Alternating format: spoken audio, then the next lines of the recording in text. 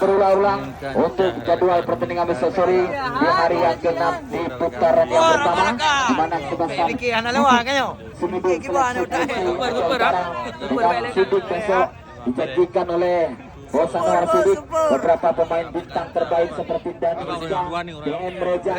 Maulizar, Andi Kero, Antoni Lai dan kawan-kawan yang siap membela Sidik FC besok sore menghadapi Andeska Kota Bindi di hari yang ke-6 di putaran yang pertama. Inilah merupakan 5 tim yang telah lolos di putaran yang kedua, di mana hari ini Armada memastikan mereka mendapat 1 tiket di putaran yang kedua. Bila selamat sekali lagi kepada penonton setia kami yang tidak bosan-bosan kami minta ribuan terima kasih yang telah menonton kami hingga hari pertama sampai hari kelima, dan kami kembali mengajak Anda untuk pertandingan besok sore.